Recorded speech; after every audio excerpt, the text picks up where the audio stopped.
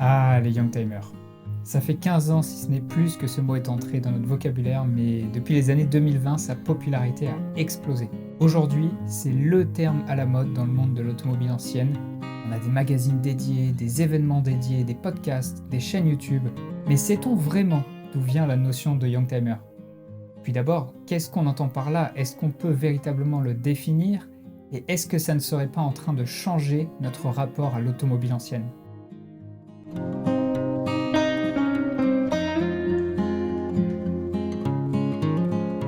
Bonjour à toutes et à tous, bienvenue sur Authentics Auto.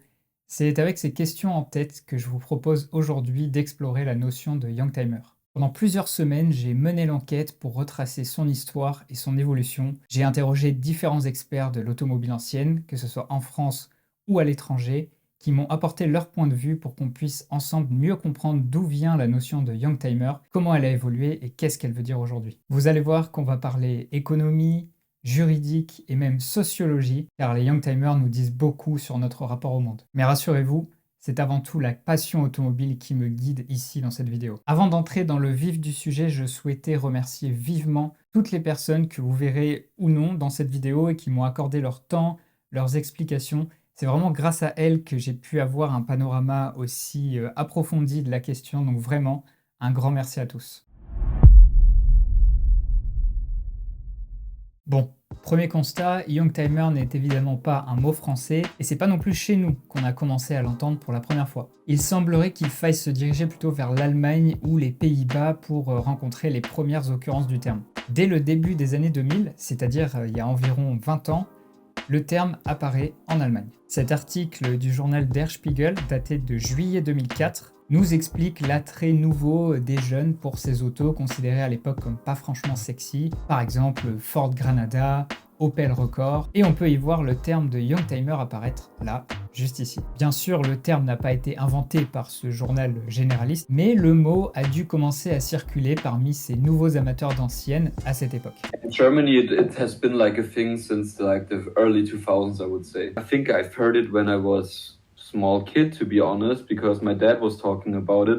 I would say like when I was a kid, like the typical Youngtimer was the CX, for example, because it wasn't like considered a real classic in the 2000s. I think like the term a Youngtimer is also like 30 years old or something like that. Un peu plus tard, en août 2007, on trouve dans un article du journal Die Welt, encore en Allemagne, une info selon laquelle un certain Klaus Mirbach, un concessionnaire de voitures anciennes, aurait été l'inventeur du terme Youngtimer. On ne saura jamais si on peut lui attribuer la parenté officielle du mot, mais ce qu'il faut retenir, c'est que c'est un mot qui contraste avec le terme plus officiel de Oldtimer, qui désigne en Allemagne les véhicules de plus de 30 ans éligibles à la carte grise collection, les fameuses voitures avec la plaque H, le H-Kennzeichen. Étant donné que le terme Youngtimer n'existe qu'en 3 langues sur Wikipédia, français, en allemand et en hollandais, je suis allé fouiller du côté des Pays-Bas. Avec une recherche Google par date, je suis tombé sur le site d'un certain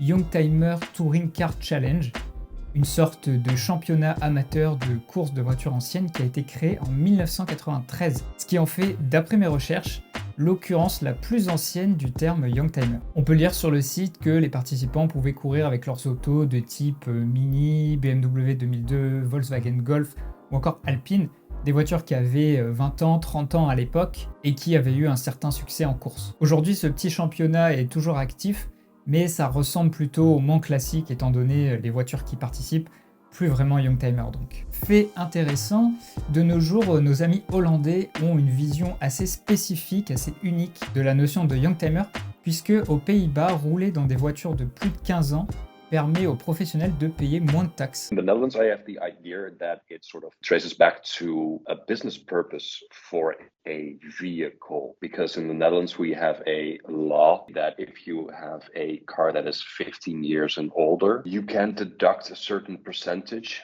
based on the value of the vehicle. Yeah, and that's so much lower than new vehicles. It's quite popular to drive older cars for entrepreneurs, for business owners, freelancers, with the benefit if you like cars, that you can drive interesting, more upscale cars like 7 Series. Voilà un avantage intéressant et singulier, faut le dire. Bon, et puisque j'en avais l'opportunité, j'ai demandé à nos amis suisses quel était leur point de vue sur la notion de Youngtimer. Dans le langage courant, on entend une voiture qui déjà n'est plus fabriquée, donc le modèle est plus courant, et qui a entre une vingtaine et une trentaine d'années. Voilà. Au-delà de 30 ans, on aura plutôt tendance à considérer ça comme du oldtimer. Ici, ça a une connotation d'une voiture qui doit être un petit peu rare, un petit peu spéciale. Peugeot 106, par exemple, ça sera pas forcément considéré comme un oldtimer ici. Je pense que c'est quelque chose qu'on aura plus tendance à voir en Suisse allemande, des voitures anciennes, bien conservées. Je trouve qu'on a plus tendance à les voir là-bas. C'est probablement des gens qui ont peut-être un peu plus l'amour de l'automobile que nous en Suisse romande en tout cas. Et souvent, la mention Youngtimer sur les annonces, on a plutôt tendance à la voir sur les annonces côté allemand. Pour l'âge, rien de spécial, mais par contre, on va revenir plus tard dans la vidéo sur cette idée qu'un véhicule doit être un minimum spécial pour être considéré Youngtimer. Voilà pour nos voisins. En France, la naissance de la notion de Youngtimer est bien mieux documentée puisque c'est la sortie du magazine Youngtimer en mai 2010 qui entérine la chose. Dans l'édito du numéro 1 rédigé par le rédacteur en chef François-Xavier Basse, on a un véritable manifeste qui est écrit et qui permet de cerner parfaitement les contours de la notion Youngtimer. Selon moi, c'est cette partie qui est la plus intéressante, écoutez plutôt. Même si elles ne vous ont pas forcément fait rêver, elles vous ont marqué. Ce sont des souvenirs sur 4 roues, des moments d'émotion presque vivants, mais aussi des morceaux de notre personnalité. Et pour 3 francs 6 sous, elles permettent aujourd'hui de rouler décalé tous les jours et sans s'ennuyer. Avec ça, on a donc les premiers éléments d'une définition qui est largement partagée par les divers spécialistes que j'ai pu interroger. Les Youngtimers sont donc des voitures suffisamment anciennes pour susciter un intérêt en collection au-delà de leur aspect purement utilitaire, mais qui ne sont pas unanimement, et j'insiste là-dessus, considérées comme de véritables autos de collection. But I would say like cars that have the potential to become like a real classic, but aren't there yet when it comes to age. En fait, les Youngtimers, ce sont des autos dans lesquelles on voit un potentiel. C'est un petit peu l'antichambre de la collection. Et c'est d'ailleurs ce que m'a rappelé le président de la FFVE. Ce sont des collectionneurs et qui ont souvent d'autres véhicules. Et en plus, beaucoup de Youngtimers sont des véhicules de collection, qui peuvent devenir des véhicules de collection. Donc ça nous concerne. Ce qu'il faut noter également, c'est que les Youngtimers sont dans un état de transition. Toute voiture va entrer dans cette tranche d'âge, puis ensuite en ressortir une fois passé les 30 ans, et à ce moment-là, la FFVE les considérera comme des officielles voitures de collection. Ça signifie donc évidemment qu'il y a un glissement des modèles qu'on peut inclure dans cette catégorie au fil des années. Et en fait, c'est un marché qui se décale. Dans le sens où un Youngtimer, pour moi, ça a 20 ans, une 205 GTI, ça en a presque 40. On touche ici au cœur même de notre sujet, en tout cas de notre définition. Et c'est pour ça que la notion est si difficile à appréhender. Les Youngtimers échappent à toute catégorisation parce qu'ils sont mouvants. C'est précisément cette singularité qui suscite de nombreux débats, jusqu'à pour certains contester toute valeur à un véhicule sous prétexte qu'il ne serait pas assez ancien. Parce que oui, les Youngtimers, ça ne plaît pas à tout le monde. À l'époque où le magazine est lancé, 2010 pour rappel, les voitures de la décennie 80 entrent à peine dans le marché de la collection qui alors, pour schématiser, pour imager, correspond aux véhicules avec chrome, alors que les voitures des années 80 sont les voitures anciennes avec plastique. Dans les rassemblements au tournant des années 2000-2010, les stars, ce sont plutôt les 2 chevaux, les R8 Gordini ou les MGB. C'est-à-dire que dans les grands salons, il n'y avait pas de Youngtimer. Je me souviens au tout début, vous aviez un type qui se présentait avec une M3 E36 et même des fois une E30, on l'envoyait au parking visiteur. Quand vous n'aviez pas un truc qui ressemblait à une Aronde ou un vieux truc avec des chromes, on vous envoyait au parking visiteur. Seulement, nous, ce qu'on voyait dans les mensuels, qui sont des trucs souvent un peu, enfin, qui sont plus modestes, mais souvent plus ouverts, c'est qu'en fait, le public de ces voitures-là, il était déjà là, quoi. C'est-à-dire que il y avait les gens collectionnaient déjà ces voitures-là. Pour votre plus grand plaisir, j'ai retrouvé une petite archive, une interview par POA de François-Xavier Basse au Salon Rétromobile de 2011, où déjà le magazine, avec 1 an d'existence, avait sa place. Et je peux vous dire qu'à l'époque, avoir sur un stand de Rétromobile une Super 5 GT Turbo, une 325i E30 ou une CX, ça pouvait faire tâche. Mais écoutons plutôt ce que Monsieur Basse a à nous dire. Ce sont des voitures qui sont moins mythiques qu'une Citroën DS ou qu'une Jaguar Type E ou que sais-je. Donc qui du coup se retrouvent en se disant ça y est, j'ai le magazine qui parle de ma voiture, donc ils sont prêts à tout pour venir dedans, et contrairement à ce qu'on peut penser, ils sont aussi attachés à l'origine, c'est-à-dire à la notion de 100% de... Ouais, ils font pas de tuning ces mecs-là. Les Youngtimers seraient-ils alors un mouvement rebelle? Pas si vite, mais on voit là où ils puissent son succès. Dans la volonté de dépoussiérer l'image des autos anciennes et d'enfin parler à ceux qui, de plus en plus, sont fans d'autos des années 70, 80 et bientôt 90. Le mouvement Youngtimer, il s'est développé largement de façon alternative à une conception relativement classique, traditionnelle de la voiture ancienne. C'est-à-dire qu'on a une conception institutionnelle aujourd'hui portée par des institutions comme les FVE ou aussi qu'on va retrouver dans des événements assez centraux comme Rétromobile, une conception alors largement traversée par des idéaux un petit peu d'élitisme, même si on retrouve des discours qui nous expliquent qu'on veut aller chercher aussi de la voiture populaire. C'est souvent une conception aussi de ce qui est populaire qui est peut-être pas celle qui est partagée par tout le monde. Je vous présente Gaëtan Mangin, docteur en sociologie et qui a écrit sa thèse de doctorat sur les Youngtimers. Et oui, ça ne s'invente pas, la sociologie s'intéresse vraiment à tous les sujets. Ces quelques mots nous en disent beaucoup. Personne n'est vraiment d'accord sur ce qu'est un Youngtimer, et ces autos restent dans l'angle mort de la FFVE tant qu'elles n'ont pas atteint l'âge des 30 ans. Mais peut-être que vous vous demandez après tout pourquoi est-ce que c'est si important d'avoir une définition des Youngtimers? Eh bien pour une raison très simple. Une voiture en carte grise collection est exemptée de vignette critères, elle peut donc circuler sans restriction dans les ZFE, et puis également la fréquence de contrôle technique est bien plus importante, c'est tous les 5 ans au lieu de tous les 2 ans pour une carte grise normale. Or, ces amateurs d'auto ni de collection ni d'occasion, ils aimeraient bien bénéficier aussi de ces avantages, puisque par ailleurs ils contribuent pleinement à la filière des voitures anciennes. Ils se regroupent sous forme de clubs, ils achètent des pièces, ils créent des magazines, ils fréquentent les salons. J'ai d'ailleurs interrogé l'ancien directeur du salon Rétromobile, monsieur Guy Chawa, et lui est tout à fait d'accord avec ce point de vue. Donc ce sont des tendances qu'il faut accepter, parce qu'un salon c'est le reflet d'une économie. La tendance elle est là sur les Youngtimers, donc au contraire, il faut pouvoir, un salon doit pouvoir suivre les tendances et s'adapter. C'est hyper important, et puis aussi avec un public de plus en plus intéressé, on le voit, par le phénomène Youngtimer. La place du Youngtimer prend de plus en plus d'importance. Alors après, un Rétromobile ne sera jamais un salon, bien sûr, de Youngtimer, mais il faut que... Voilà, la tendance est là, on l'a vu dans le Hall 3. Les Youngtimers, c'est donc un sujet majeur et la FFVE, si elle reconnaît son importance, semble presque dépassée par l'ampleur du mouvement. Et donc on a créé un groupe de travail, comme on fait d'habitude. C'est à la demande de plusieurs clubs, de choses comme ça. Donc on a créé un groupe de travail qui réfléchit à ce qu'on peut faire pour eux, ce que la fédération peut faire pour les Youngtimers. Voilà. Mais pour l'instant, on n'a pas de proposition très claire, et donc j'en attends. Mais on est tout à fait décidé à le faire, mais à condition qu'on ait un corpus de propositions construites, et vous voyez, ce qu'on fait d'habitude, c'est-à-dire tous les programmes que nous développons, les lieux d'histoire automobile, les villes d'accueil, des trucs comme ça, c'est chaque fois né d'une réflexion avec des conclusions précises, claires, chiffrées, vous voyez, et avec un mode d'emploi, voilà. Donc on est, pour l'instant, on est dans l'attente de ces propositions, voilà. Bon, c'est vrai que changer les règles, comme par exemple le seuil des 30 ans pour la carte grise collection, ça aurait d'importantes conséquences, et là, il faut regarder le sujet au-delà du point de vue du passionné. Effectivement, dans les années 90, on a fait des gros progrès sur la qualité des véhicules, et notamment sur les traitements anti-corrosion, et donc les véhicules de cette époque, qui pour rappel commencent à avoir 30 ans aujourd'hui, ne rouillent plus comme avant. Les Twingo 1 par exemple, elles ont été énormément produites, mais la rouille c'est plus vraiment le point numéro 1 à surveiller sur ces voitures. Cars are better even because,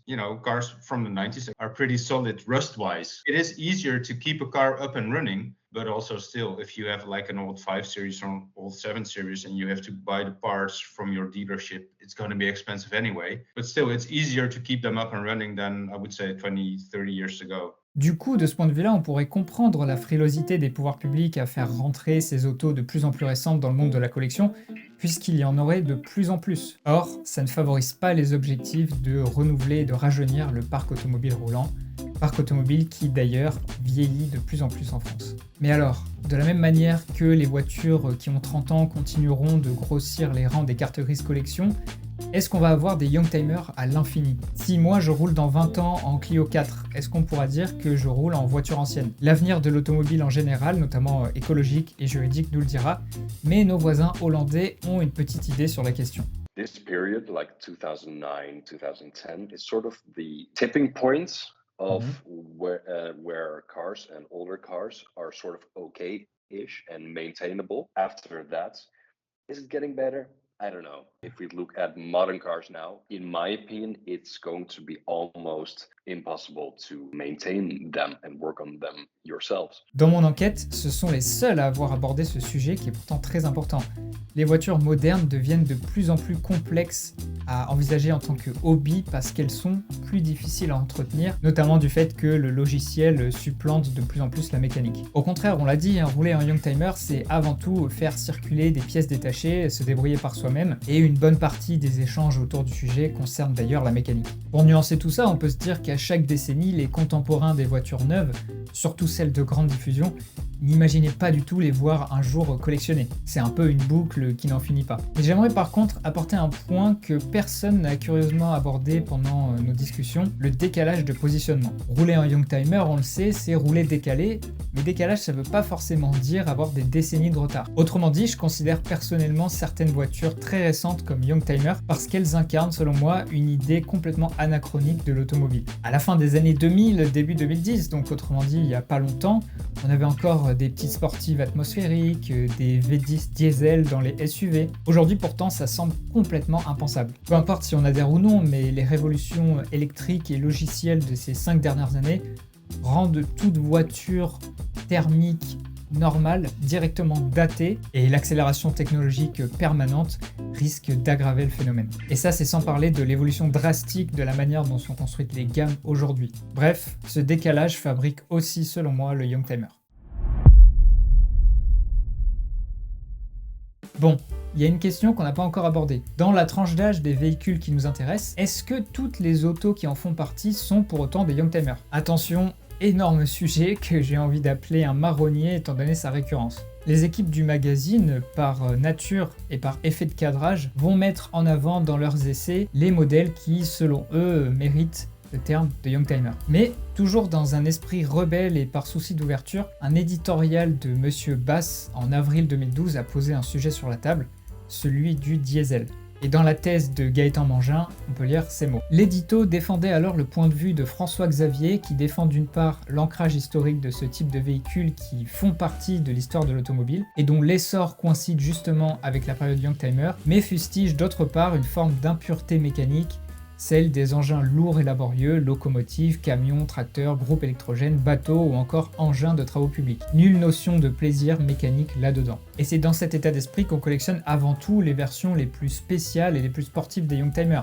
La 205 GTI est évidemment le meilleur exemple. Ici, ça a une connotation de voiture qui doit être un petit peu rare, un petit peu spéciale, dans le sens, c'est tout bête, mais une Peugeot 106 par exemple, ça sera pas forcément considéré comme un oldtimer ici. For me, Youngtimer also means that there's like some kind of panache in the car. I don't know, something, for instance, the difference between a regular 306 or a 306 Roland Garros. Of course, basically a 306 is a Youngtimer, but is it interesting as a Youngtimer?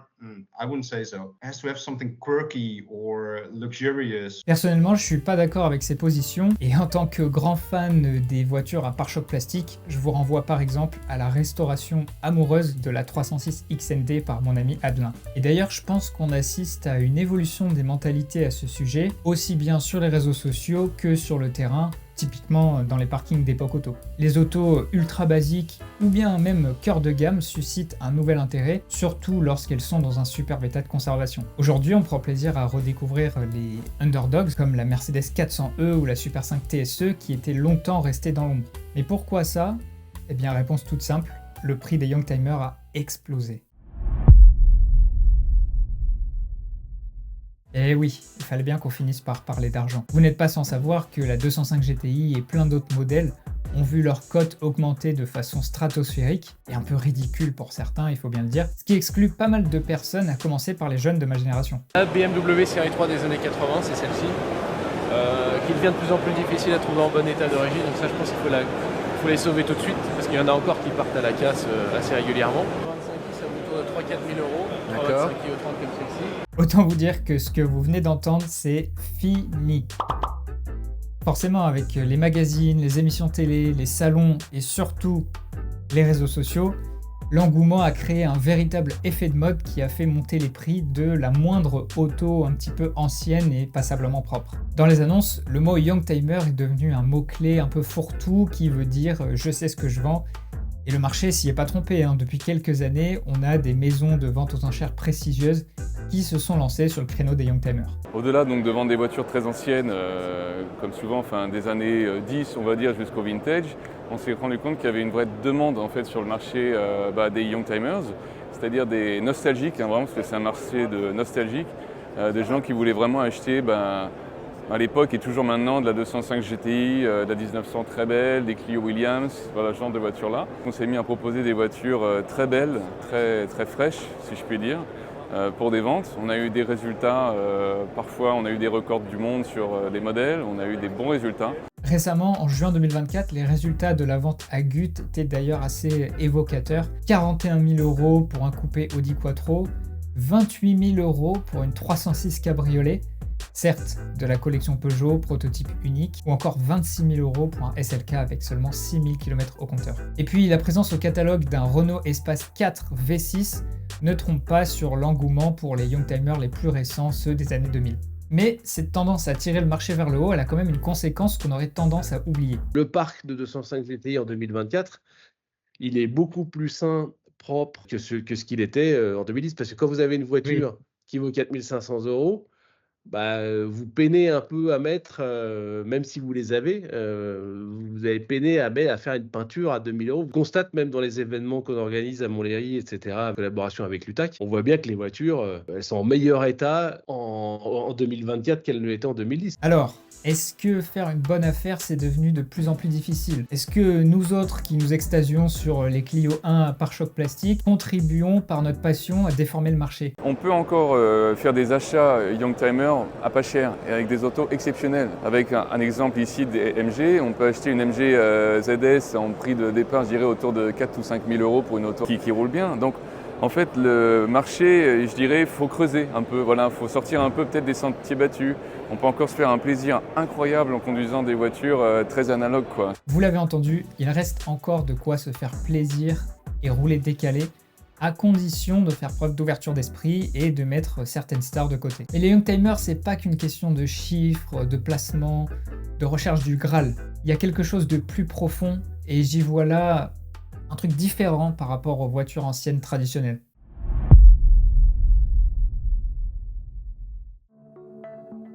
Qu'est-ce qui explique qu'on retrouve sur les parkings d'époque auto de la Clio 1,2 litre ou du Renault Express? Les gens veulent rouler décalé pour le plaisir, certes, mais je pense qu'il y a aussi une autre dimension. On a là un gros paradoxe. La mode des Youngtimers chez les jeunes montre une certaine nostalgie pour une époque que pourtant ils n'ont pas vécue. En fait, les Youngtimers, c'est plus seulement se payer un rêve de gosse. Au contraire, c'est affirmer un pas de côté volontaire, voire militant, vis-à-vis de l'automobile et de la société moderne. Dans un monde hyper connecté où tout va plus vite, y compris l'innovation, l'automobile, c'est peut-être l'un des derniers domaines où il reste un échappatoire. Ce qu'ils viennent rechercher ici, c'est une relation au passé qui vient en dire beaucoup à la relation qu'on a et qu'ils ont au présent et aux manières aussi de se projeter dans le futur. Il y a un ensemble de choses qui sont mises de côté aujourd'hui, qui sont mises à distance dans le monde contemporain, dans la société contemporaine, qui sont largement critiquées par ces jeunes-là. C'est là où la voiture elle est intéressante parce que c'est un catalyseur de choses qui dépassent en fait de la question de la voiture. Ils critiquent ici quoi ces jeunes-là en mettant à distance des voitures contemporaines et en s'immergeant souvent dans des mobilités quotidiennes, rationnelles, utilitaires, avec des voitures anciennes. Ils mettent à distance une conception de ce qu'est la technique. En fait, ils nous disent, cette voiture confortable qui conduit à ma place, j'en veux pas. Et ça, en fait, c'est assez cohérent avec une société, une époque où on demande à l'individu d'être responsable de ce qu'il fait. Il y a une dépossession aussi d'ordre technique. Les gens nous disent, moi, les voitures anciennes, je suis dépendant de personne. Ils disent, mais moi, j'ai un idéal d'autonomie, je veux pouvoir réparer moi-même ma voiture. Le fait de rouler dans une voiture ancienne tient aussi à distance un idéal très contemporain de sécurité. Et ici, c'est des gens qui vous disent, mais moi j'en ai marre qu'on m'explique tout le temps ce que je dois faire, que cette morale n'est plus que dans les discours. Cette morale, de plus en plus, dans le monde de l'automobile, elle est incarnée par les objets techniques. Aujourd'hui, si vous achetez un véhicule récent, vous dépassez la limite, il bip pour vous rappeler à l'ordre, pour vous dire que vous allez trop vite. Ici, c'est important, il y a une recherche de sentiment de permanence. Dans un monde dans lequel on a l'impression que tout bouge, que tout devient compliqué, tout ce qui faisait la sécurité, Giddens parlait de cadre de sécurité ontologique, c'est-à-dire d'une sécurité affective, quelque chose qui fait qu'on sait qu'on peut se projeter durablement. Il y a un certain nombre de jeunes qui recherchent ici des possibilités de se projeter à long terme dans ce qui leur paraît durable, solide. Finalement, les Youngtimers seraient peut-être aussi une conséquence de la fatigue de la modernité, pour reprendre une expression du journaliste Éric Dupin. Face aux voitures interchangeables en LOA, face aux abonnements pour payer les sièges chauffants, face aux SUV électriques de 3 tonnes, rouler en Youngtimer, c'est un moyen de dire non, un moyen de dire stop. Les Youngtimers incarnent une certaine idée de la sobriété, de la permanence. Alors plutôt que la fuite en avant, on peut encore choisir la liberté du décalage, pourvu que ça continue. Voilà, cette vidéo s'achève ici. J'espère que vous aurez passé un bon moment et que vous aurez appris des choses. Si c'est le cas, n'hésitez pas à me le dire dans les commentaires, à me laisser un petit like et puis à vous abonner pour soutenir mon travail. Et quant à moi, je vous dis à la prochaine pour une prochaine vidéo.